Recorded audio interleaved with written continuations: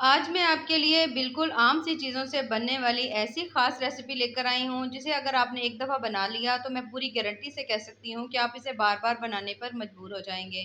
तो चलें जी अपनी मज़ेदार और ज़बरदस्ती रेसिपी को बनाना स्टार्ट करते हैं। बिस्मिल्लाहिर्रहमानिर्रहीम, अस्सलाम वालेकुम, उम्मीद है आप सब ठीक होंगे। तो सबसे पहले हमने यहाँ पर ले लेने हैं अंडे। अंडे मैंने लिए हैं 3 अदद, इनको आपने बॉयल कर लेना है पहले। बॉयल जो है थोड़ा-सा हमने हार्ड करना है, यानी थोड़ा-सा सख्त करेंगे। उसके बाद हमने इन्हें ग्रेट कर लेना अच्छी तरह से। कोई भी आपके पास हो ग्रेटर, उसकी मदद से अच्छी तरह से ग्रेट कर लें। जब अच्छी तरह तमाम अंडे कश हो जाएँगे, तो बहुत ज़्यादा आज की हमारी जो रेसिपी है ना बड़ी कमाल की बनने वाली है। मैं पूरी गारंटी से कह सकती हूँ कि कभी भी आपने इस तरह से इस रेसिपी को ट्राई नहीं किया होगा। तो अच्छी तरह तमाम अंडे जैसे ही हमारे अच्छी तरह ग्रेट हो जाएँगे, तो इन्हें हमने रख देना है साइड पर। तब तक हम अपना कर लेते हैं अगला काम। यहाँ पर मैं ले रही हूँ 1 अदद बोल, ठीक है? बोल के अंदर मैं डाल रही हूँ आटा। आम जो हम घर में रोटी बनाने के लिए आटा यूज़ करते हैं ना, ये सेम वही वाला आटा है। और इसके साथ मैं 1 कप शामिल कर रही हूँ मैदे का। अगर आप चाहें तो ये जो रेसिपी है टोटली आप मैदे से भी बना सकते हैं, और अगर आप चाहें तो आप इसको सेम आटे से भी बना सकते हैं। तो यहाँ पर मैंने दोनों चीज़ों को मिक्स कर दिया है, अच्छी तरह मिक्स कर लेंगे। जब आप देखें कि तमाम चीज़ें अच्छी तरह मिक्स हो गई हैं, तो फिर हमने इसके अंदर डाल देनी है थोड़ी-सी बिल्कुल अजवाइन। बिल्कुल थोड़ा-सा टेस्ट के हिसाब से नमक शामिल कर लेंगे, थोड़ा या कम या ज़्यादा अगर आप इसे करना चाहें तो कर सकते हैं, जितना आपको नमक पसंद हो। उसके साथ बिल्कुल हल्का-सा मैंने इसमें डाल दिया है बेकिंग सोडा, ठीक है? उसके बाद मैं इसमें ऐड करने लगी हूँ 2 चम्मच इसमें ऑयल के। अगर आपके पास घी है तो वो डाल सकते हैं, अगर आपके पास कुकिंग ऑयल हो तो वो भी डाल सकते हैं। अब डालने के बाद पहले तो आपने इन तमाम चीज़ों को अच्छी तरह से ना मिक्स कर लेना है। अच्छी तरह मिक्स करने के बाद पानी डालेंगे, पानी डालकर हमने इसको अच्छी तरह से गूँध लेना है, जिस तरह हम आम नॉर्मल रूटीन में आटा गूँधते हैं ना, सेम वैसे ही। लेकिन ये आटा आपने थोड़ा-सा सख्त गूँधना है, ठीक है? थोड़ा अच्छी तरह से गूँधेंगे ताकि जो क्योंकि आजकल थोड़ी-सी गर्मी ज़्यादा है, तो आटा जैसे ही थोड़ी देर के लिए रखते हैं ना, तो वो बहुत ज़्यादा नरम हो जाता है। तो कोशिश करें जब आप आटा गूँध लें, तो इसको थोड़ी देर के लिए फ्रिज में रख दें कि सॉफ्ट ना हो बहुत ज़्यादा, ठीक है? तो यहाँ पर हमने आटा बहुत अच्छी तरह से गूँध लिया है। गूँधने के बाद हल्का-हल्का सा ऑयल लगाएँगे और इसको हमने रेस्ट पे रख देना है 10 से 15 मिनट के लिए। तब तक हमने ले लिया 1 अदद पैन। पैन के अंदर मैंने डाल दिया है 2 से 3 चम्मच ऑयल डाल दिया है। 1 अदद मीडियम साइज़ की मैंने इसमें डाल दी है प्याज़। प्याज़ डालने के बाद अब हमने प्याज़ को हल्का-हल्का सा फ्राई कर लेना है, बहुत ज़्यादा नहीं भूनना, ना ही इसका हमने कलर चेंज करना है, बस बल्कि हमने इसको हल्का-सा सॉफ्ट करना है, ठीक है? यहाँ पर आप कोशिश करें कि साबित जिस तरह हम प्याज़ लेते हैं ना, हम लोग आम थोड़े बड़े साइज़ में प्याज़ काट कर सालन वगैरह के लिए इस्तेमाल करते हैं, तो वो उस तरह ना लीजिएगा, क्योंकि उस प्याज़ को सॉफ्ट करने में थोड़ा ज़्यादा टाइम हो सकता है, तो इसलिए आपने कोशिश करें कि प्याज़ को चॉप कर लें। एक तकरीबन मैंने इसमें डाल दी हैं 2 अदद मैंने सब्ज़ मिर्चें डाली हैं, 1 अदद टमाटर डाल दिया है। डालने के बाद फिर से हमने इसको अच्छी तरह से पका लेना है हल्का-हल्का। जैसे ही तमाम चीज़ें सॉफ्ट होंगी, तो हमने इसके अंदर डाल देने हैं स्पाइसेस।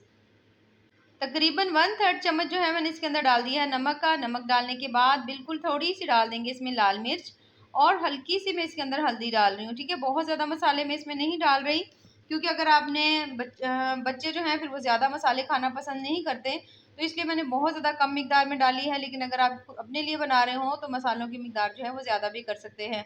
तो बस हल्का-हल्का से इसे भून लेंगे, बहुत ज़्यादा ऑयल कम है, तो इसलिए मैंने इसमें हल्का-सा लगा दिया पानी का छींटा, और थोड़ी देर के लिए दोबारा से इसको भून लेंगे, ताकि तमाम चीज़ें जो है ना वो अच्छी तरह से सॉफ्ट हो जाएँ, अच्छी तरह से पक जाएँ।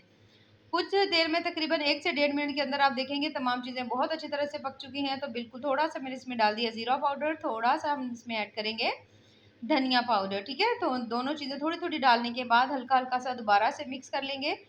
कुछ सेकंड के लिए फिर से हम इसको हल्का-हल्का सा भून लेंगे, जब तक कि मसाले की इसके अंदर से बहुत अच्छी सी खुशबू नहीं आती।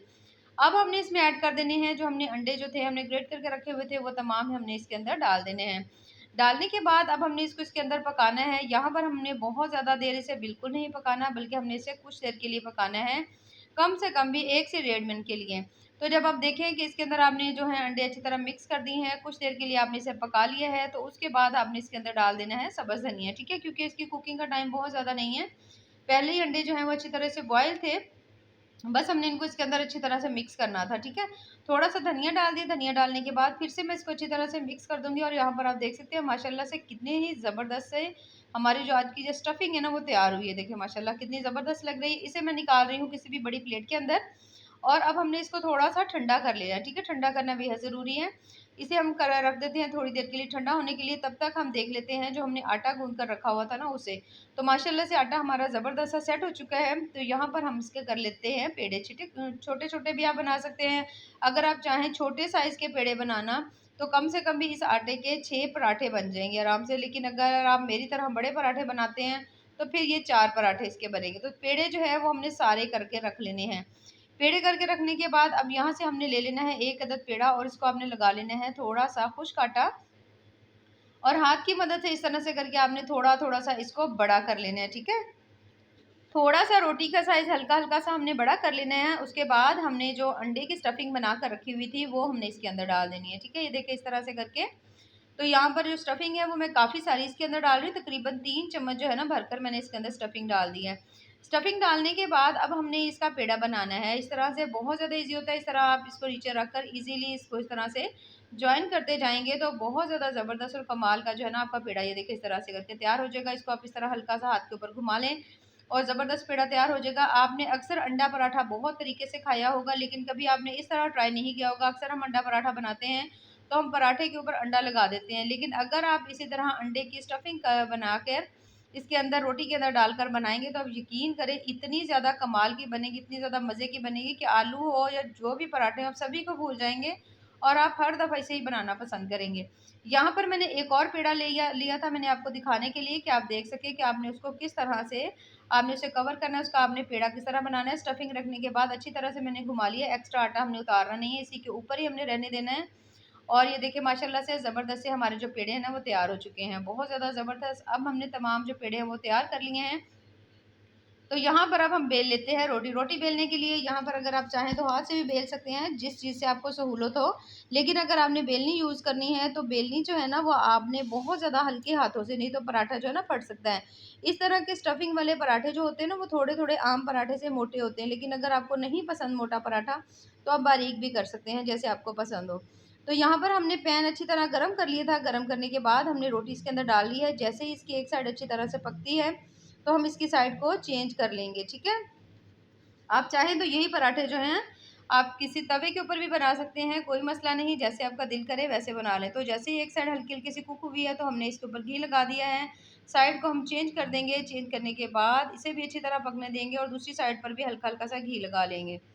अब अच्छी तरह घी अप्लाई करने के बाद इसकी साइड को भी हम चेंज करेंगे। दोनों साइडों को अच्छी तरह से गोल्डन ब्राउन होने तक पकाएंगे और माशाल्लाह बहुत ज़्यादा कमाल का हमारा जो पराठा है वो तैयार हो चुका है। तो यहाँ पर अगर आप बेलनी का यूज़ नहीं करना चाहते और आपको लगता है कि पराठा जो है फट जाएगा तो आप हाथ की मदद से, जैसे मैं इस तरह से इसको फैला रही हूँ, इस तरह से करके आप इसको थोड़ा थोड़ा सा फैलाएंगे तो आप देखेंगे कि हाथ की मदद से ज़बरदस्त सा पराठा ये देखिए माशाल्लाह से तैयार हो चुका है। तो यहाँ पर इसको भी मैंने पैन में डाल दिया है अच्छी तरह से। एक साइड जैसे ही इसकी कुक होगी दूसरी साइड को पका लेंगे, थोड़ा थोड़ा सा घी लगाएंगे और दोनों साइडों को हमने पका लेना है जब तक कि दोनों का कलर जो है वो बहुत ज़्यादा ज़बरदस्त और गोल्डन ब्राउन नहीं हो जाता। ये देखिए माशाल्लाह से कितने ज़बरदस्त हमारे जो पराठे हैं वो तैयार हो रहे हैं। आप यकीन करें इसमें ढेर सारी इसमें स्टफिंग है और बहुत बहुत ज़्यादा कमाल का इसका जायका है। तो माशाल्लाह से देखिए देख सकते हैं आप ज़बरदस्त से हमारे पराठे जो है तैयार हो चुके हैं, जो कि बहुत ज़्यादा टेस्टी और बहुत ज़्यादा मज़े के बने हैं। तो इन्हें मैं निकाल रही हूँ किसी भी प्लेट के अंदर। ये देखिए माशाल्लाह कितने ज़बरदस्त लग रहे हैं। तो यहाँ पर हमने निकाल लिए इसे प्लेट के अंदर और आप देख सकते हैं माशाल्लाह कितने ज़्यादा क्रिस्पी क्रंची बहुत ज़्यादा टेस्टी और मज़ेदार से हमारे अंडा पराठा जो है वो तैयार हुए हैं, जो कि बिल्कुल डिफरेंट अंदाज में बने हैं। इस तरह से अगर आप पराठे बनाएंगे तो मैं पूरी गारंटी से कह सकती हूँ कि आप बाकी जितने भी तरीके से अंडा पराठा बनाते हैं सभी को भूल जाएंगे और इसी तरीके से बनाएंगे, क्योंकि इस तरह से जब आपने एक दफ़ा ट्राई कर लिया तो फिर आप यकीन करें बच्चे हो बड़े हों सभी आपसे मांग मांग कर खाएंगे। तो अगर आपको मेरी आज की ये रेसिपी पसंद आए तो चैनल को ज़रूर लाइक करें, सब्सक्राइब करें। बेहद टेस्टी बहुत बहुत ज़्यादा मज़े की बनती हैं और बहुत ज़्यादा कमाल की हैं। ये देख सकते हैं आप माशाल्लाह से कितनी ज़बरदस्त इसके अंदर स्टफिंग है। अच्छा खासा पराठा जो है ना वो अंदर तक भरा हुआ है। देखिए माशाल्लाह से बहुत ज़्यादा कमाल के हमारे जो है ना अंडा पराठा जो है वो तैयार हुए हैं। तो ऐसे ही मज़ेदार ज़बरदस्त और टेस्टफुल सी रेसिपीज़ के लिए हमारे चैनल का विजिट ज़रूर करें। बाकी दुआओं में याद रखिए। अल्लाह हाफिज़।